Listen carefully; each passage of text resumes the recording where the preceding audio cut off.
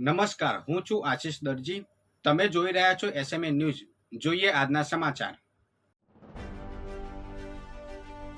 Mehsana toll નાકા નજીક trailer પાછળ dumper ઘૂસ્યું. ડમ્પરના કેબિનમાં ફસાઈ ગયેલા ડ્રાઈવરને બહાર કાઢાયો પણ જીવ ન બચ્યો.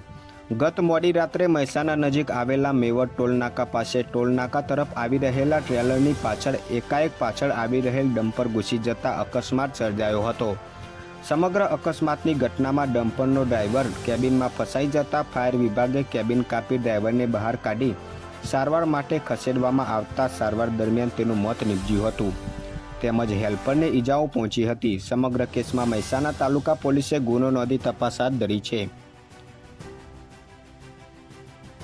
સુરતમાં એસએમસીના અધિકારીઓની દારૂની પાર્ટીનો વિડીયો વાયરલ થયો. કોર્પોરેશનની જગ્યામાં જ મહેફિલ માંડી. જાગૃત નાગરિકે રેડ પાડી રંગે હાથે ઝડપતા ઊંધી પૂંછડીએ દોટ મૂકી. સુરત મહાનગરપાલિકાના અધિકારીઓ કતારગામ સિંગનપુર સ્વિમિંગ પુલની ઓફિસમાં દારૂની મહેફિલ માનતા હોય એક જાગૃત નાગરિકે રેડ પાડી વિડીયો બનાવ્યો હતો.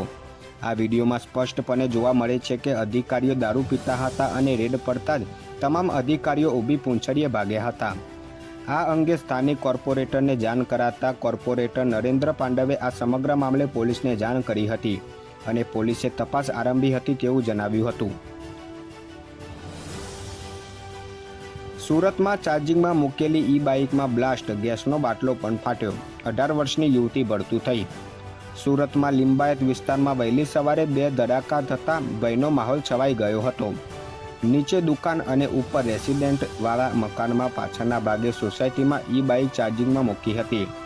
જે દરમિયાન વહેલી સવારે તેમાં બ્લાસ્ટ થતાં આગ ફાટી નીકળી હતી.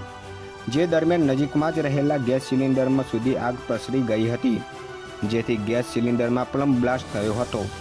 આ ઘટનામાં બ્લાસ્ટથી એક દિવાલ અને દરવાજો પણ તૂટી ગયો હતો. ઘટનાની જાણ થતાં ફાયર વિભાગ ઘટના સ્થળે આવી પહોંચ્યું હતું. આ આગમાં 5 લોકોના પરિવાર ઝપેટમાં આવ્યા હતા, જેમાં 18 વર્ષની યુવતી આગમાં બળતું થઈ ગઈ હતી, જ્યારે અન્ય 4 સભ્યો દાઝી જતા તેમને સારવાર માટે હોસ્પિટલ ખસેડવામાં આવ્યા હતા.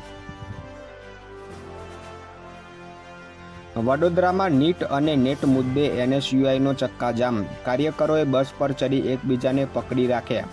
છૂટા પાડવામાં પોલીસનો પરસેવો છૂટ્યો. ટીંગાટોળી કરીને 10ની અટકાયત કરવામાં આવી. નીટ અને નેટની પરીક્ષામાં ગેરરીતિને લઈને આજે વડોદરાની કોમર્સ ફેકલ્ટીની બહાર એનએસયુઆઈએ વિરોધ પ્રદર્શન કર્યું હતું અને મેઇન રોડ પર ચક્કાજામ કર્યો હતો. એનએસયુઆઈના કાર્યકરોએ એકબીજાને પકડી રાખ્યા હતા, જેથી તેમને એકબીજાથી છોડાવવા માટે પોલીસને પરસેવો પડી ગયો હતો. સયાજીગંજ પોલીસે 10 જેટલા કાર્યકરોની અટકાયત કરી હતી. એનએસયુઆઈએ આ મુદ્દે સીબીઆઈ તપાસ કરવાની માંગ કરી હતી. વધુ સમાચાર માટે જોતા રહો એસએમએ ન્યૂઝ.